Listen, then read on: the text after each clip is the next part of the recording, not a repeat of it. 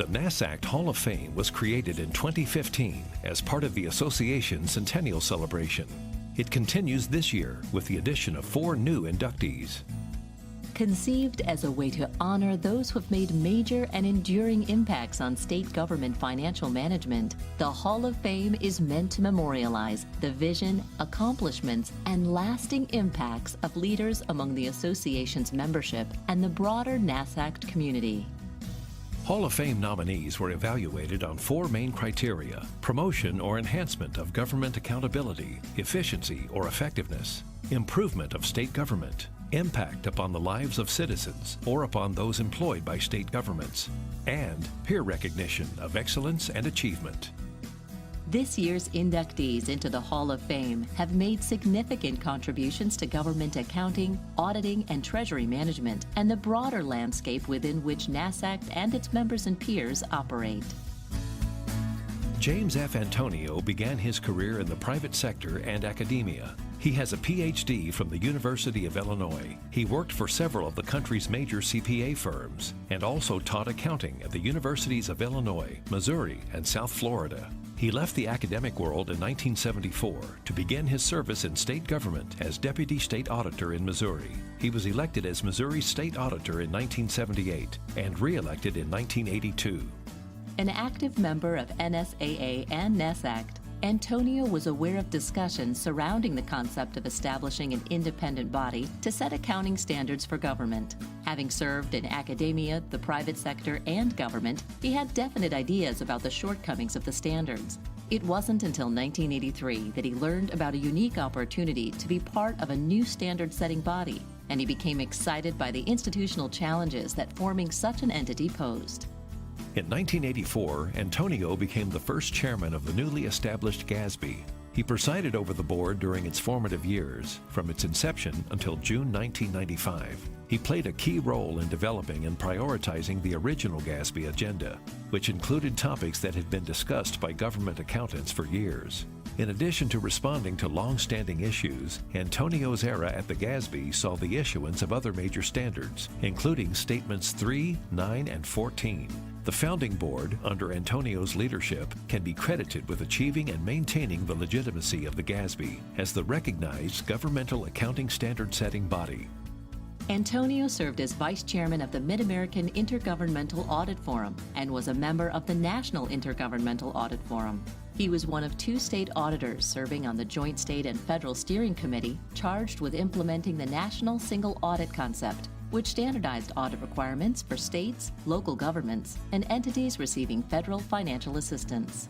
Jim Antonio's curiosity, vision, and perseverance served him well during America's shift to the modern era of governmental accounting and auditing, and his influence is still felt today in these underpinnings of current government financial management practice. After working in public accounting as a federal contract auditor, Tom L. Allen joined the Utah Office of the State Auditor in 1973 and held various posts over the years, including Deputy Auditor. He was elected State Auditor in 1984 and was re-elected twice. Allen was a member of NASACT's Executive Committee and an active participant in both NSAA and NASACT during his time as State Auditor.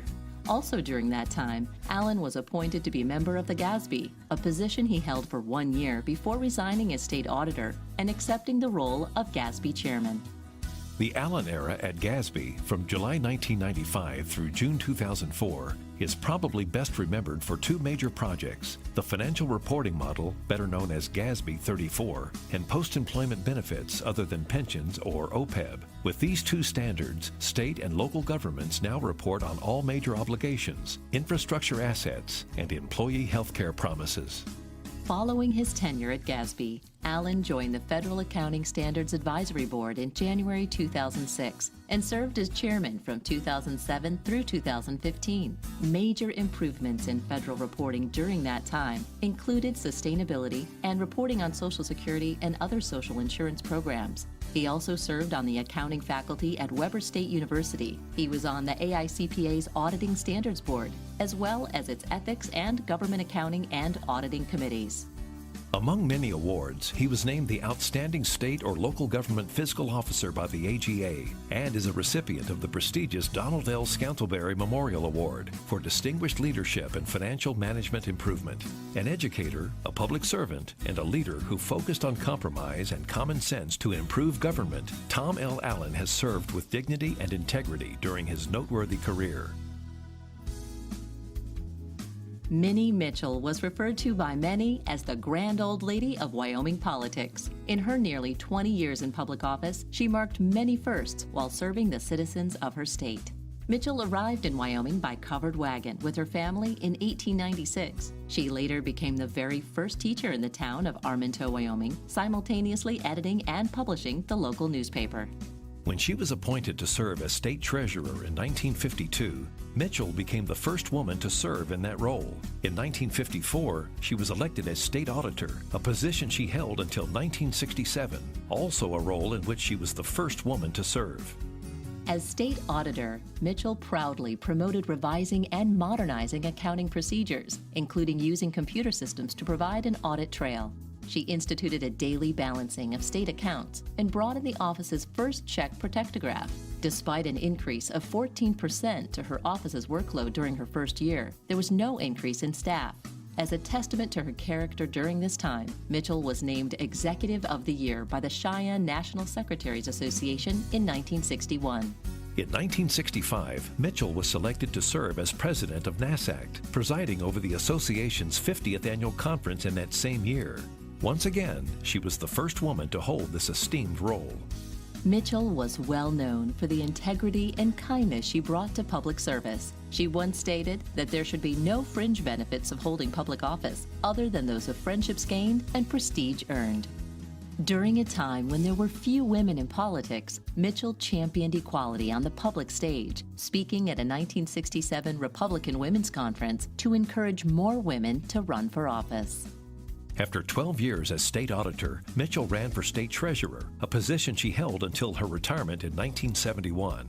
At that time, Governor Stanley Hathaway honored her by naming her State Treasurer Emeritus.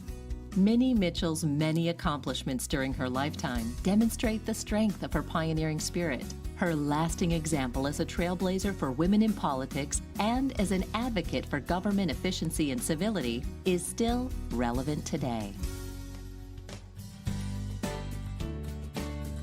In 1989, J.D. Williams gave up positions as mayor of Preston, Idaho, and as partner in his law firm to assume the duties of state controller. He was elected 3 times and served as state controller from 1989 through 2002. He became an active participant in the NASACT community, serving as president of NASC and as vice president of NASACT.